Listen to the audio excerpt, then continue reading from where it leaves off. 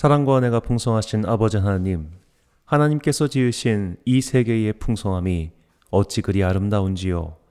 이 아름다운 세상을 우리에게 선물로 주셨으니 감사합니다. 이 세계가 하나님의 선물임을 잊지 않도록 끊이지 않는 은혜를 내려 주옵소서. 우리는 순례자로 이 땅에 잠시 머물다가는 존재임을 잊지 않게 하시고 빌린 것을 잘 사용하여 주인께 돌려드리는 지혜로운 백성이 되게 하옵소서. 이 예배를 통해 창조 세계의 대리자로 위임받은 소명을 깨닫길 원하오며 온 세계의 주인이신 예수님의 이름으로 기도드립니다. 아멘. 사도신경으로 우리의 신앙을 고백하겠습니다. 나는 전능하신 아버지 하나님, 천지의 창조주를 믿습니다. 나는 그의 유일하신 아들 우리 주 예수 그리스도를 믿습니다. 그는 성령으로 잉태되어 동정녀 마리아에게서 나시고 본디오 빌라도에게 고난을 받아 십자가에 못 박혀 죽으시고 장사된 지 사흘 만에 죽은 자 가운데서 다시 살아나셨으며 하늘에 오르시어 전능하신 아버지 하나님 우편에 앉아 계시다가 거기로부터 살아있는 자와 죽은 자를 심판하러 오십니다. 나는 성령을 믿으며 거룩한 공교회와 성도의 교제와 죄를 용서받는 것과 몸의 부활과 영생을 믿습니다. 아멘. 찬송가 35장 찬양하겠습니다.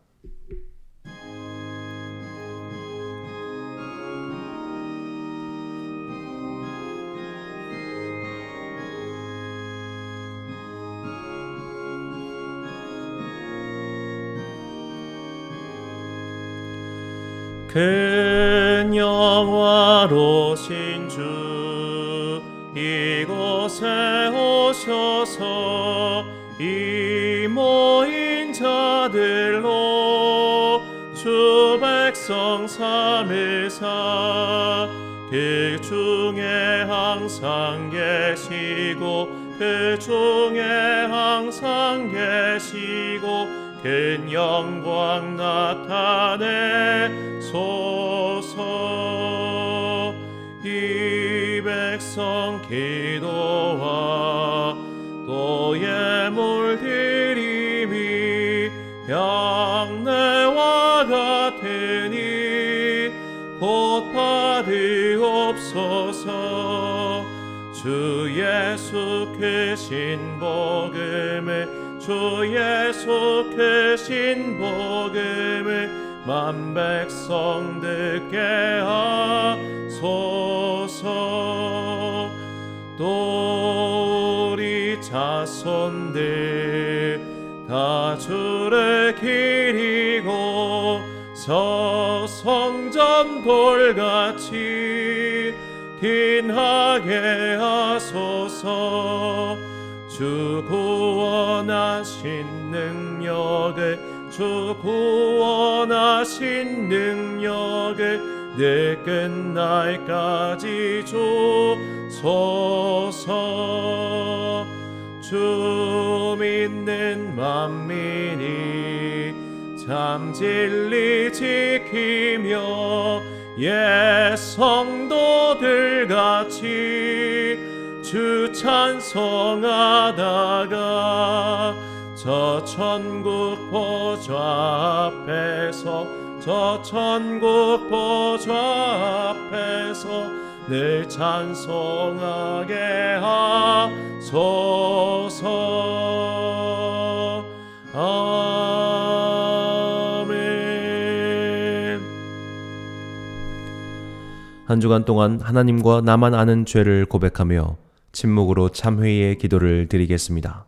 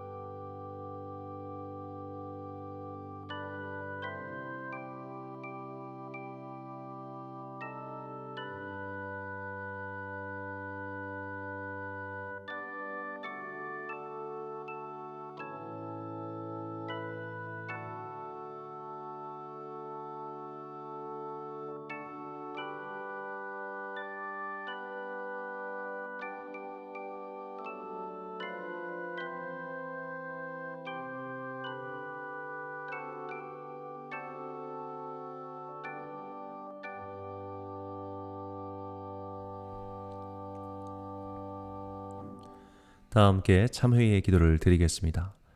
사랑과 자비의 하나님, 아름다운 계절, 사랑하는 가족들과 함께 모여 한가위의 은총을 누리게 해주셔서 참 감사합니다. 그러나 우리는 이 세상의 모든 것들이 주님의 선물임을 잊고 살았습니다. 순례자로 왔는데 마치 영원히 이 땅에 머무를 것처럼 살았습니다. 쌓아두기만 했을 뿐 베풀지 못했습니다. 우리의 생명도 자연 환경도 모두 주님께서 빌려주신 것인데 나만 편하면 돼라는 생각으로 함부로 사용하였습니다. 우리의 욕심과 절제 못함을 용서하여 주옵소서. 나를 가장 먼저 사랑했기에 내가 편한 것만 찾았습니다. 나를 가장 먼저 사랑했기에 내가 누릴 것만 누리기 바빴습니다. 편리함과 안락함을 좇다가 하나님께서 선물로 주신 자연을 마구 착취하고 말았습니다. 우리의 어리석음을 용서하여 주옵소서. 이제 그리스도 예수의 은혜로 거듭나게 하소서. 나만을 위하는 삶에서 하나님을 위하는 삶, 이웃을 위하는 삶, 온 피조세계를 위하는 삶으로 변화되게 하옵소서. 주님의 은총과 자비를 구하며 주님께서 가르쳐 주신 기도를 드리오니 하늘에 계신 우리 아버지, 아버지의 이름을 거룩하게 하시며 아버지의 나라가 오게 하시며 아버지의 뜻이 하늘에서 이루어진 것 같이 땅에서도 이루어지게 하소서. 오늘 우리에게 일용할 양식을 주시고 우리가 우리에게 잘못한 사람을 용서하여 준 것 같이 우리의 죄를 용서하여 주시고 우리를 시험에 빠지지 않게 하시고 악에서 구하소서. 나라와 권능과 영광이 영원히 아버지의 것입니다. 아멘. 사죄의 선언입니다. 내가 이르노니 너희는 성령을 따라 행하라. 그리하면 육체의 욕심을 이루지 아니하리라. 육체의 소욕은 성령을 거스르고 성령은 육체를 거스르라니 이 둘이 서로 대적함으로 너희가 원하는 것을 하지 못하게 하려 함이니라. 아멘. 한번 편한 것에 길들여진 사람은 쉬이 그 자리에서 벗어나지 못합니다. 편리함에 길들여진 인류는 무분별한 자연의 수탈을 멈추지 못하고 있습니다. 욕심을 버리고 절제할 수 있는 유일한 방법은 성령님을 통한 거듭남입니다. 우리의 사명이 여기에 있습니다. 온 인류가 성령으로 거듭날 때 비로소 우리는 하나님께서 빌려주신 지구 환경을 보존할 수 있게 될 것입니다. 그 시작은 나의 거듭남입니다. 오늘도 성령님의 도움으로 육체의 욕심을 날마다 십자가에 못 박는 참 성도들이 되시길 바랍니다. 교독문 46번 시편 104편을 교독하시겠습니다. 내 영혼아 여호와를 송축하라. 여호와 나의 하나님이여. 주는 심히 위대하시며 존귀와 권위로 옷 입으셨나이다. 주께서 옷을 입음같이 빛을 입으시며 하늘을 휘장같이 치시며 물에 자기 누각에 들보를 얹으시며 구름으로 자기 수레를 삼으시고 바람 날개로 다니시며 바람을 자기 사신으로 삼으시고 불꽃으로 자기 사역자를 삼으시며 땅에 기초를 놓으사 영원히 흔들리지 아니하게 하셨나이다. 주께서 물의 경계를 정하여 넘치지 못하게 하시며 다시 돌아와 땅을 덮지 못하게 하셨나이다.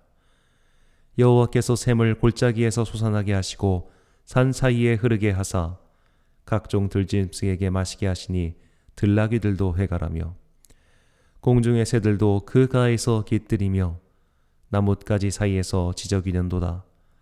그가 그의 누각에서부터 산에 물을 부어주시니 주께서 하시는 일의 결실이 땅을 만족시켜 주는도다. 아멘. 찬송가 478장 참 아름다워라 찬양하겠습니다.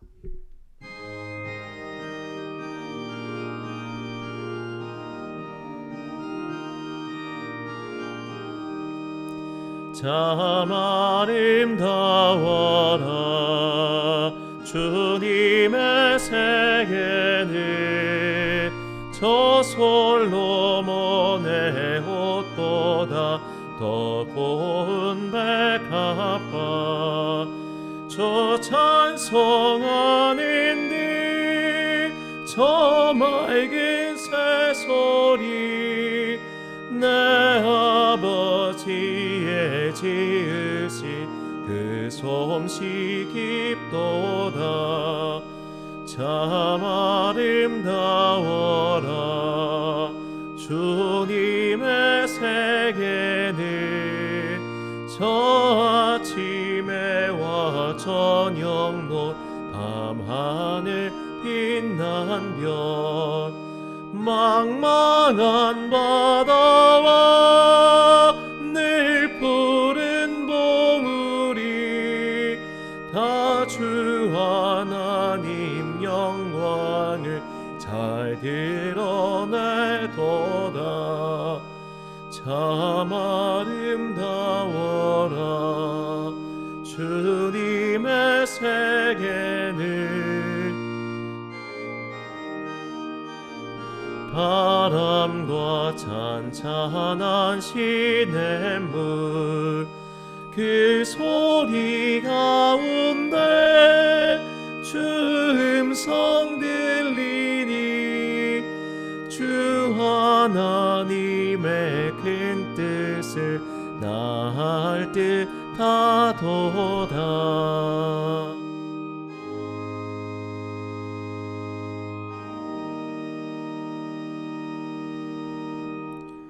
오늘 우리에게 주신 하나님의 말씀은 구약성경 창세기 1장 26절부터 28절까지의 말씀입니다. 창세기 1장 26절부터 28절까지의 말씀. 이제 봉독하겠습니다. 하나님의 말씀을 경청하십시오. 하나님이 이르시되 우리의 형상을 따라 우리의 모양대로 우리가 사람을 만들고 그들로 바다의 물고기와 하늘의 새와 가축과 온 땅과 땅에 기는 모든 것을 다스리게 하자 하시고, 하나님이 자기 형상 곧 하나님의 형상대로 사람을 창조하시되 남자와 여자를 창조하시고, 하나님이 그들에게 복을 주시며 하나님이 그들에게 이르시되 생육하고 번성하여 땅에 충만하라. 땅을 정복하라. 바다의 물고기와 하늘의 새와 땅에 움직이는 모든 생물을 다스리라 하시니라.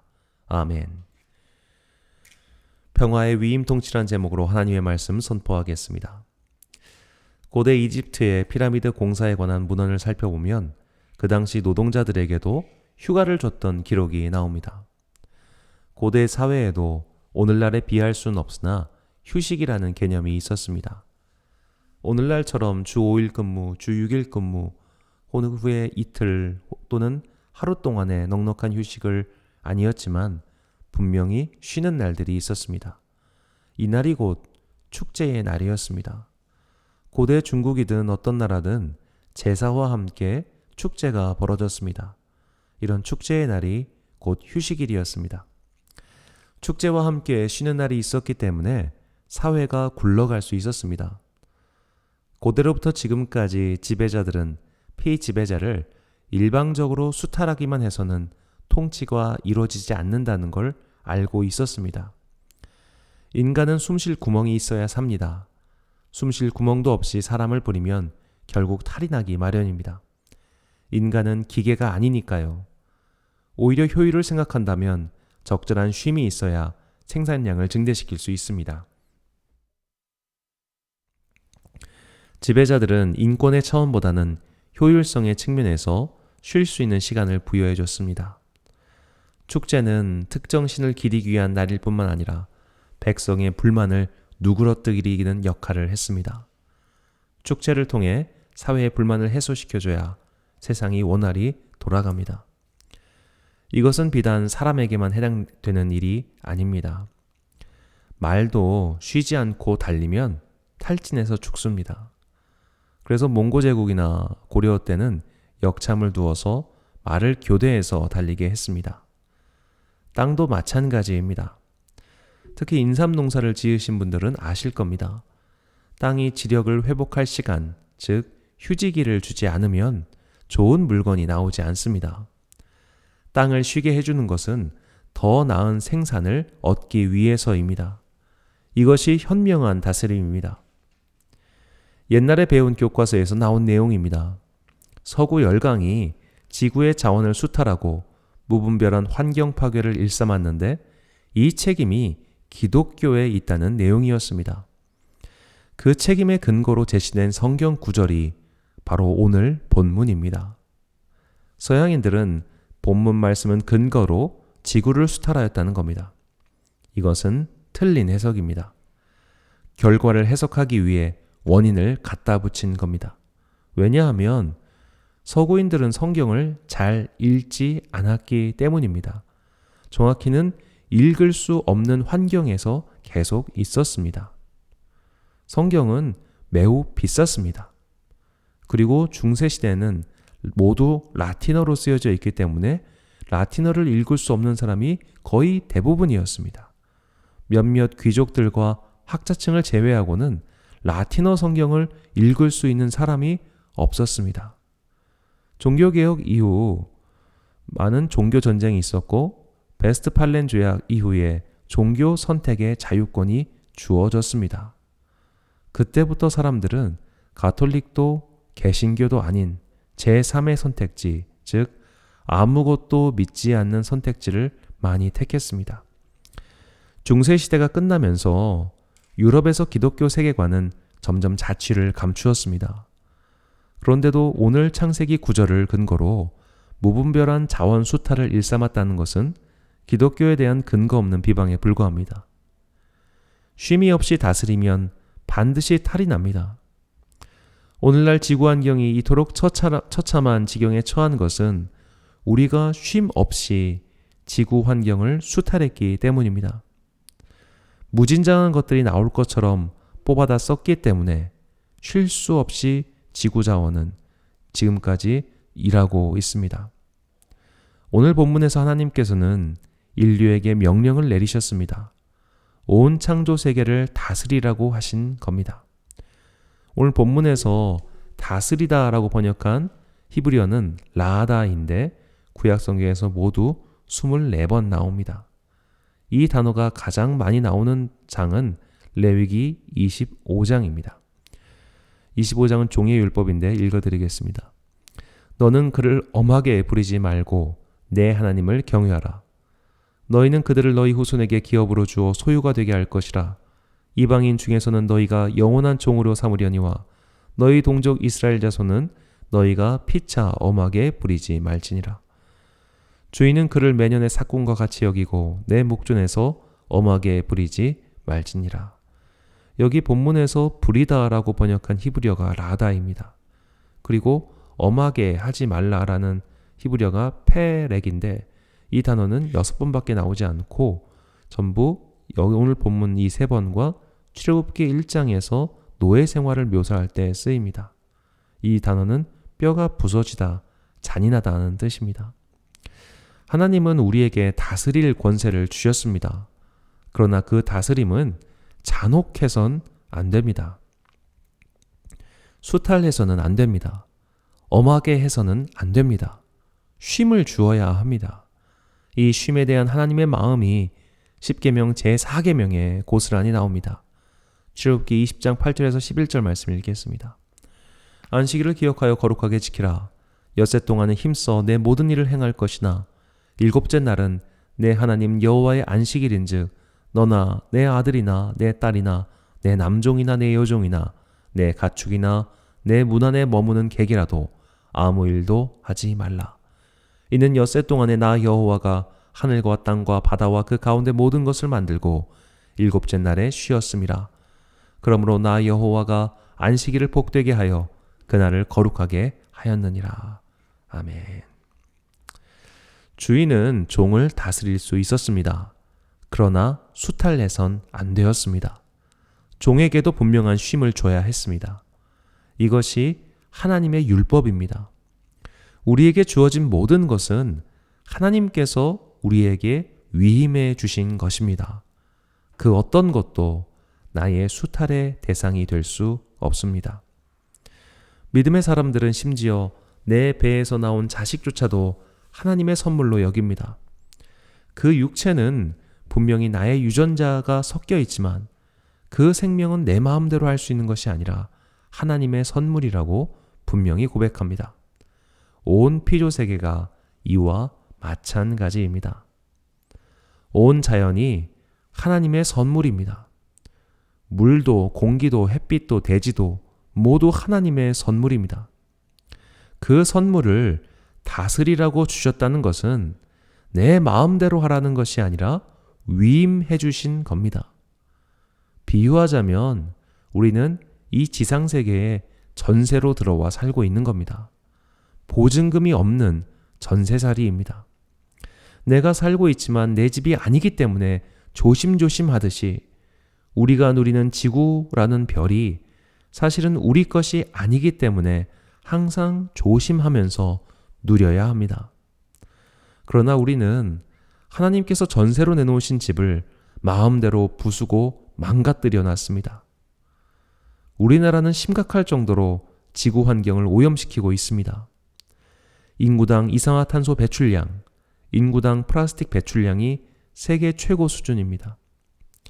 이산화탄소 배출량은 산유국을 제외하면 미국, 호주, 캐나다, 러시아 다음입니다. 중국보다도 많습니다.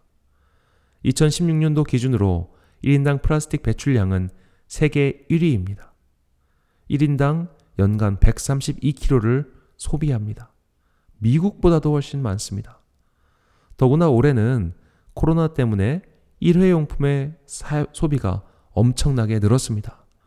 방역을 이유로 개인용 컵과를 전혀 사용하지 못하고 있습니다. 전셋집에 살면서 못질은 할 수 있습니다. 장판이 뜯어지는 일도 있을 겁니다. 벽지가 손상될 수도 있습니다. 그러나 그 집을 허물어선 안 됩니다. 남의 집에 살면 항상 조심해야 하듯 우리 모두는 이 지구에 잠시 머물다가 가는 존재임을 잊어선 안 됩니다.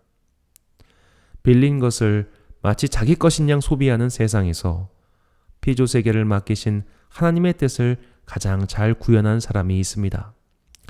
12세기 이탈리아 아시시의 성자인 프란체스코입니다.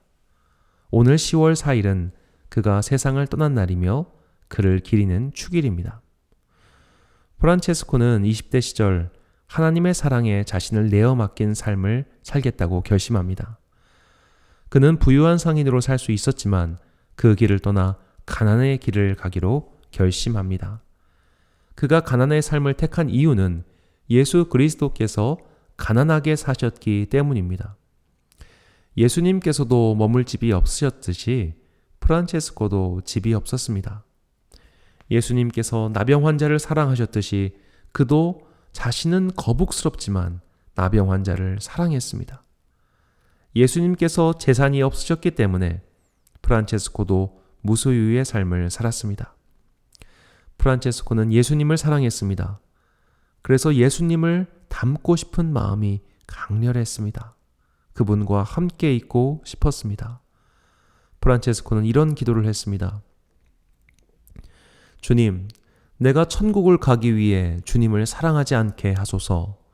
주님이 계신 곳이 지옥이라면 나도 지옥에 가게 하소서. 오직 주님이 계신 곳이 진정한 천국입니다. 프란체스코는 천국을 가기 위해 예수님을 믿지 않았습니다.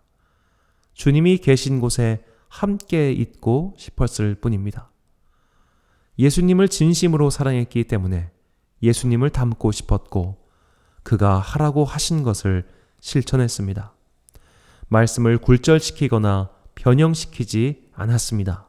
문자 그대로 그가 하신 명령을 준행하려 하였습니다. 예수님을 사랑했기에 예수님께서 사랑하신 사람들을 사랑했습니다. 예수님께서 인류를 위하여 십자가를 지셨기 때문에 사람들을 사랑했습니다. 주님께서 이 피조 세계를 사랑하셨기 때문에 그도 주님께서 만드신 세계를 사랑했습니다. 그의 이 사랑 확장은 신앙인의 모범입니다. 예수님 사랑이 인류 사랑으로, 예수님 사랑이 창조 세계를 향한 사랑으로 확장되었습니다. 창조 세계를 향한 그의 사랑은 피상적이지 않았습니다. 그는 창조 세계를 자신의 형제자매로 여겼습니다. 같은 하나님의 피조물이었기 때문입니다. 같은 하나님에게서 나왔기 때문에 온 만물은 자연은 그의 형제요 자매였습니다. 우리는 이 프란체스코의 삶을 통해 이 창조 세계를 대하는 우리의 태도를 점검하고 변화시켜야 합니다. 첫 번째로 모든 그리스도인은 생명을 존중해야 합니다. 오늘날 가톨릭 교회는 프란체스코를 동물들의 수호성인으로 여깁니다. 프란체스코는 동물들에게도 설교했습니다. 한 마을에 늑대들이 자주 출몰해서 양을 잡아먹었습니다. 피해가 이만저만이 아니었습니다.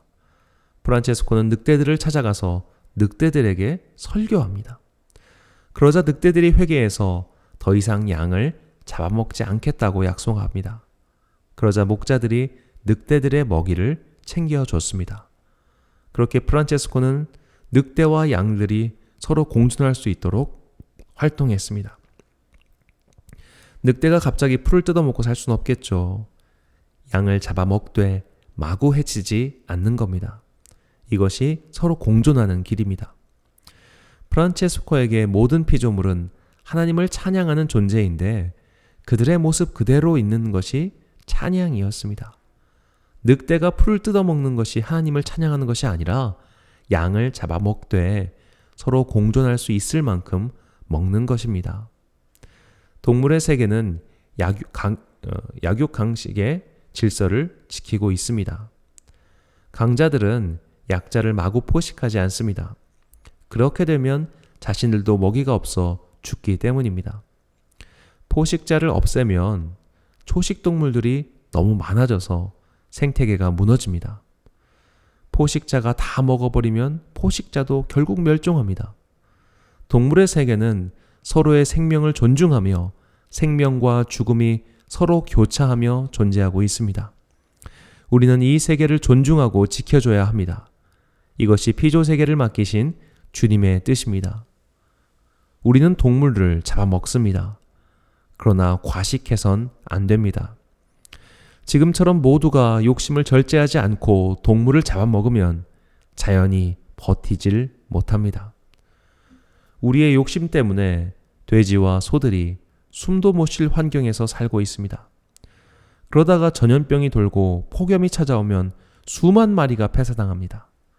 살아있는 생명을 땅속에 집어넣습니다. 돼지가 썩어버립니다. 이 얼마나 큰 비극입니까?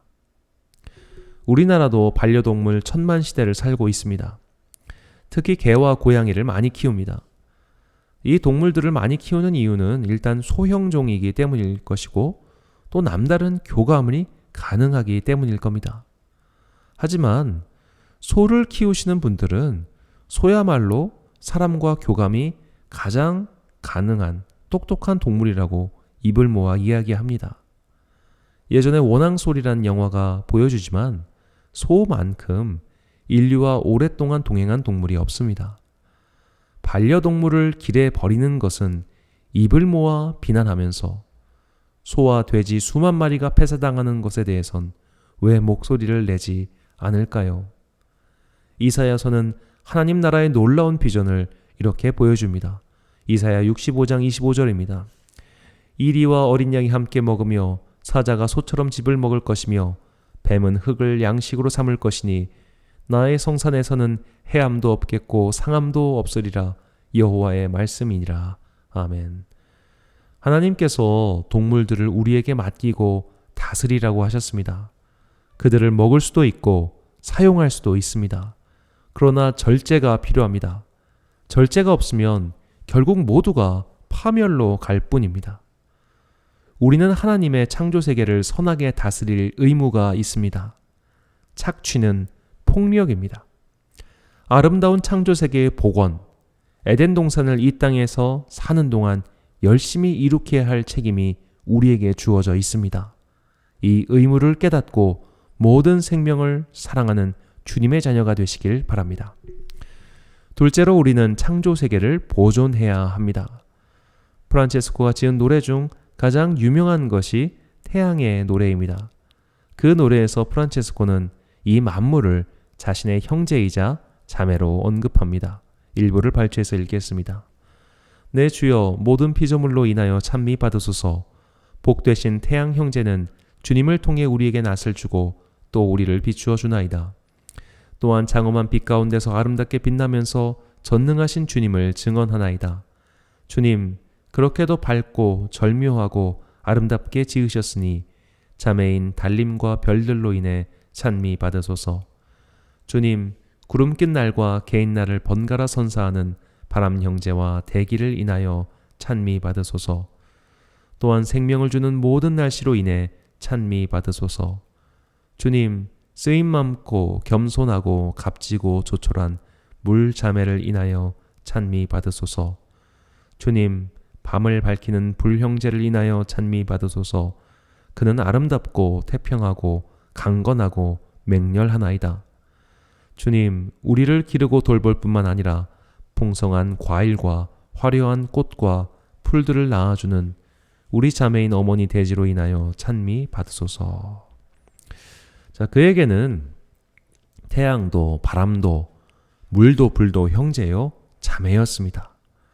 이런 경지에 모두가 도달하지 못할지라도 적어도 이 지구가 나만 사용하고 누리다가 가면 그만이다 라는 생각은 완전히 버려야 합니다.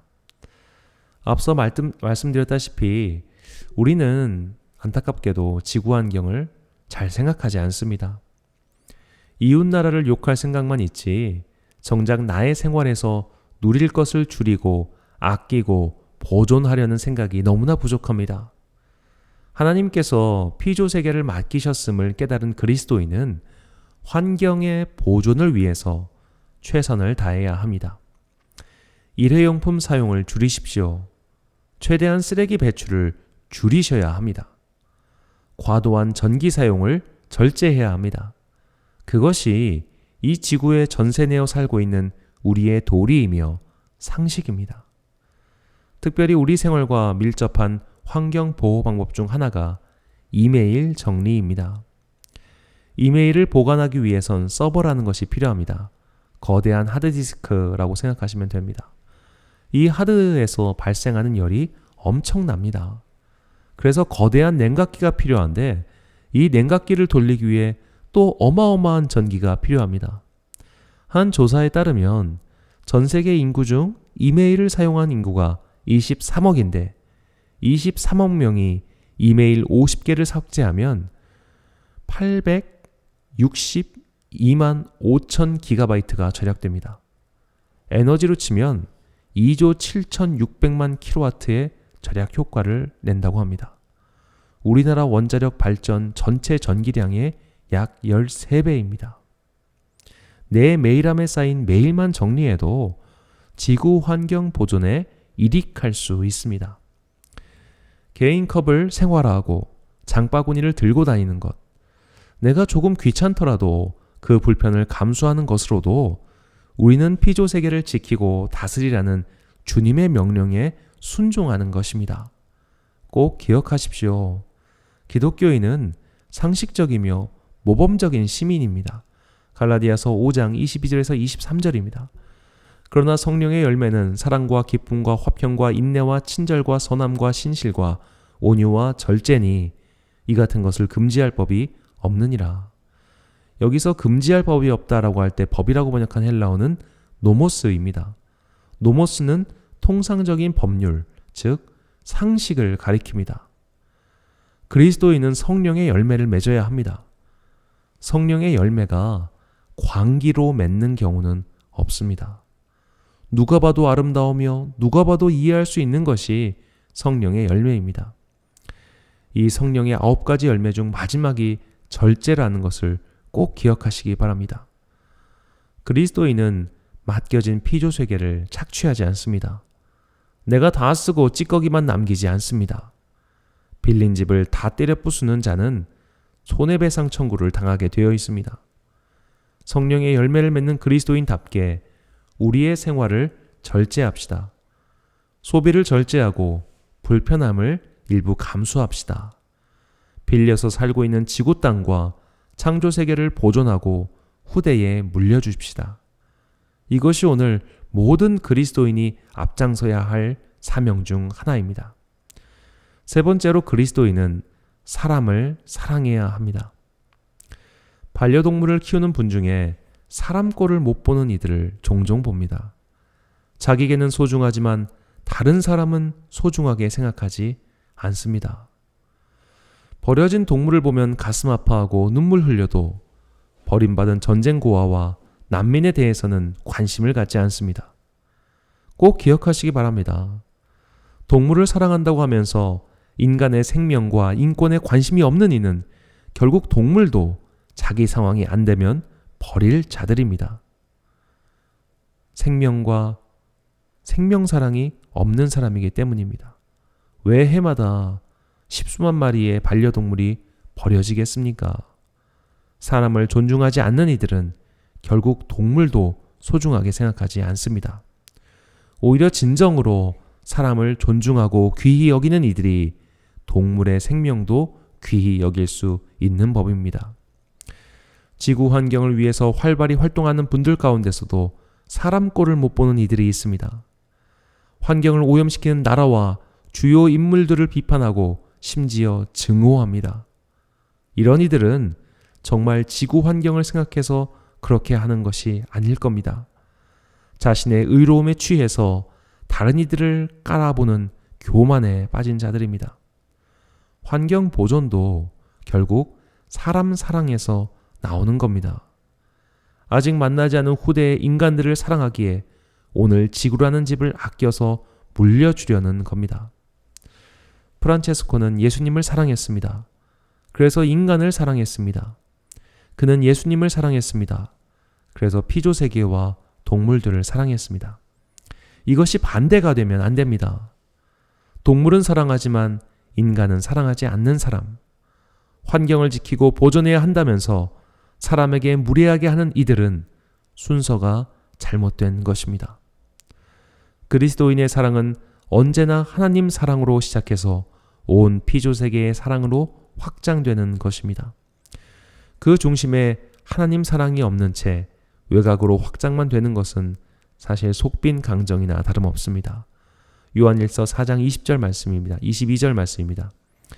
누구든지 하나님을 사랑하노라 하고 그 형제를 미워하면 이는 거짓말하는 자니 보는 바 그 형제를 사랑하지 아니하는 자는 보지 못하는 바 하나님을 사랑할 수 없느니라. 아멘.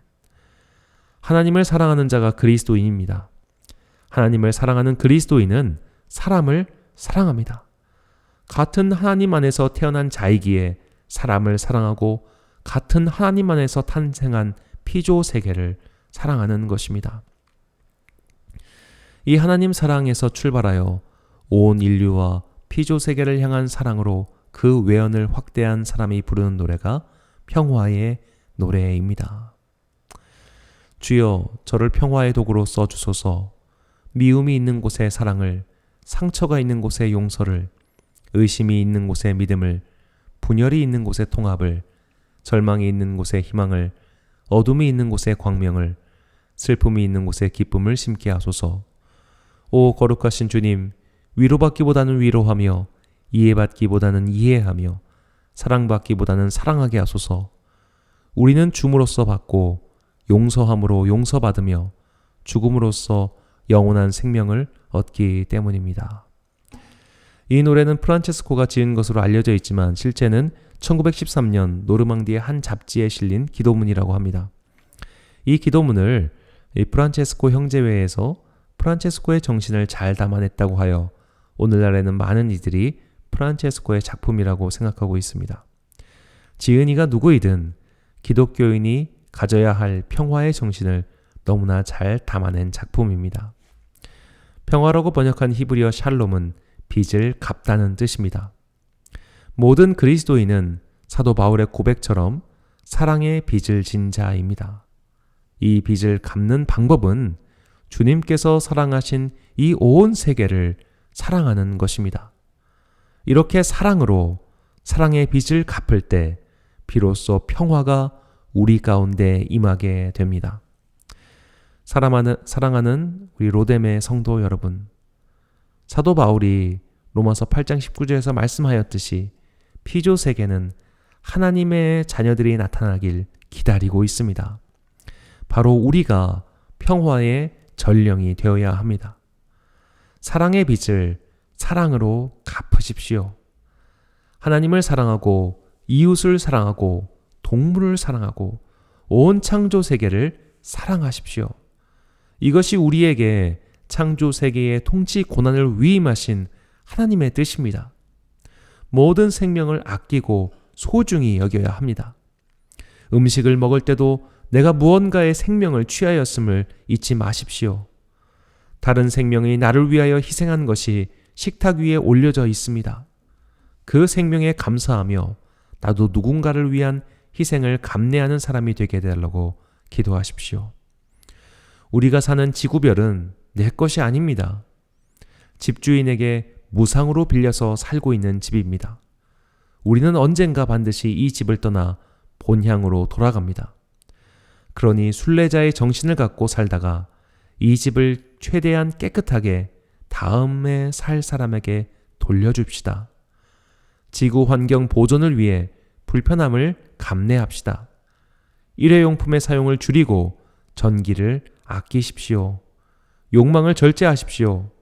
성령의 열매 중 마지막이 절제라는 것을 잊지 마십시오. 그러나 그리스도인은 사회운동가가 아닙니다. 우리는 인류의 영원한 발전을 위해 지구 환경을 보존하려는 것이 아닙니다.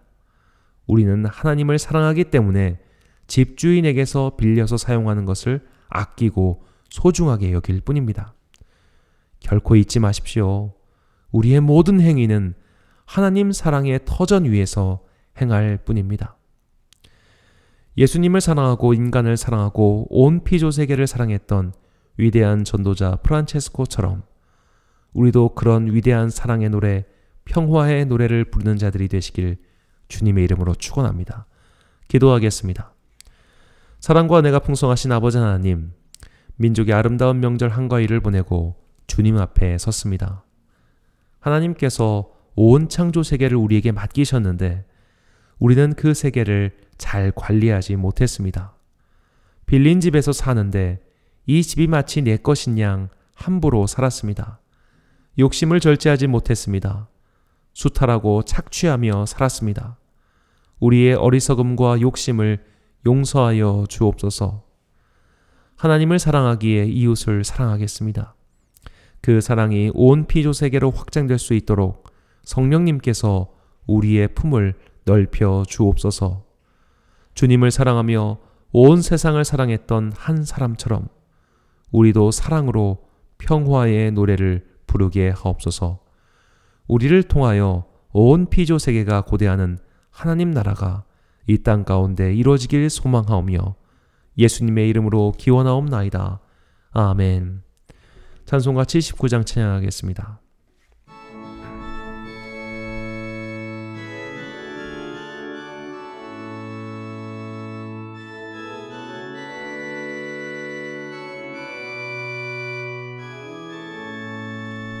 주 하나님 지으신 모든 세계 내 마음속에 그리워 볼 때 하늘의 별 울려 퍼지는 뇌서 주님의 권능 우주에 찾네. 주님의 높고 위대하심을 내 영혼이 찬양하네. 주님의 높고 위대하심을 내 영혼이 찬양하네. 숲속이나 험한 산 골짜기에서 지저귀는 저 새소리들과 고요하게 흐르는 시냇물을 주님의 솜씨 노래하도다. 주님의 높고 위대하심을 내 영혼이 찬양하네. 주님의 높고 위대하심을 내 영혼이 찬양하네. 주 하나님 독생자 아낌없이 위에 보내주셨네. 십자가에 피 흘려 죽으신 주, 내 모든 죄를 대속하셨네. 주님의 높고 위대하심을 내 영혼이 찬양하네. 주님의 높고 위대하심을 내 영혼이 찬양하네. 주 예수 세상에 다시 올 때 저 천국으로 날 인도하리. 나 겸손히 엎드려 경배하며 영원히 주를 찬양하리라. 주님의 높고 위대하심을 이 찬양하네. 주님의 높고 위대하심을 내 영혼이 찬양하네.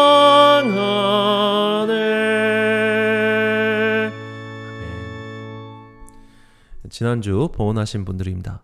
김정학 집사님 가정에서 또 추정헌금 드리셨습니다. 11조 이제 김 집사님과 또 오 집사님 주셨습니다. 감사헌금 김정학 집사님 가정에서 바치셨고요. 특별헌금으로 우리 김수현 한수 집사님 그리고 또 정권사님 이렇게 바치셨습니다. 귀하신 헌금에 감사드립니다. 드린 헌금 위하여 봉헌기도 드리겠습니다. 사랑과 은혜가 풍성하신 아버지 하나님, 우리 모두는 주님께 거저받은 자들입니다. 이 생명도 환경도 모두 주님의 것입니다. 그것을 우리에게 사랑으로 내어 주셨습니다. 이 사랑에 빚진 자들로서 빚을 갚는 평화의 사자들이 되게 하옵소서. 주님의 권속들을 축복하시고 지켜 주옵소서. 정든 집을 떠나 새로운 장소로 이사하는 성도의 가정을 지켜 주소서. 새로운 이웃과 만남의 은총을 내리시사 믿음을 서로 견인할 수 있는 동역자를 만나게 하옵소서. 가르치는 자리에 있는 성도를 축복하소서. 지혜의 영과 학자의 입술을 내려주사 듣는 모든 자들이 학식과 깨달음을 얻게 하소서. 온라인과 오프라인으로 만나는 모든 학생들이 하나님 나라의 비전을 품게 하시고 만방에 하나님 나라를 전파하는 주의 나팔수로 세워 주옵소서. 일터를 떠나 잠시 쉼을 얻으려 하는 영혼을 주께서 지켜 주옵소서. 새 힘을 얻고 돌아와 삶의 자리에서 더욱 힘차게 일할 수 있도록 은총을 베풀어 주옵소서. 몸이 아픈 성도가 있사오니 치유의 빛을 비춰주사 그의 뼈마디가 새 힘을 얻게 하시고 다시 돌아갈 일터에서도 그를 지켜 주옵소서. 하나님께서 맡기신 귀한 영혼인 자녀들을 키우는 가정들마다 특별한 은총을 내려 주소서. 자녀들에게 지혜를 주셔서 주어진 학업을 잘 수행하게 하시고 10대의 귀한 시간을 잘 준비하도록 인도해 주옵소서. 하나님 나라의 귀한 일꾼들로 그들을 삼아 주옵소서. 자녀들을 위해 항상 기도하는 어머니의 마음을 헤아려 주시고 그들의 애끓는 기도에 응답하여 주옵소서. 우리 로뎀교회의 나무 그늘 아래 함께 예배드리는 성도들을 보내주셔서 감사드립니다. 많은 성도들이 이 그늘 아래서 영의 충전을 얻어 하나님 나라를 위하여 전진하는 주님의 군사들이 되게 하옵소서. 오늘도 사랑의 빚진 자들로서 이 자리에 나왔사오니 이 땅에서 사랑의 빚을 갚아가는 평화의 위임 통치자들이 되게 하옵소서. 이 땅의 주인이시며 만물의 진정한 소유자이신 예수 그리스도의 이름으로 기원하옵나이다. 아멘. 파송의 말씀 드리겠습니다. 우리는 그리스도 예수의 사랑에 빚진 자들입니다. 그러니 빚진 자들로서 온 인류를 사랑합시다. 우리는 창조주 하나님의 은혜에 빚진 자들입니다. 그러니 빚진 자들로서 이 창조 세계를 보존하여 빚을 갚아갑시다. 이것이 우리의 삶에서 부르는 평화의 노래입니다. 은혜와 사랑의 빚을 다 갚을 때까지 이 노래를 부르는 저와 여러분이 되시길 간절히 소원합니다. 축도로 예배를 마치겠습니다. 지금은 우리 주 예수 그리스도의 은혜와 하나님 아버지의 크신 사랑과 성령님의 교통하심이 사랑에 빚진 자들로서 이 아름다운 창조 세계를 보존하리라 다짐하며 내 삶에서 평화의 노래를 부르는 주님의 거룩한 권속들 머리 위에 지금부터 영원까지 함께 하시기를 간절히 축원하옵나이다. 아멘.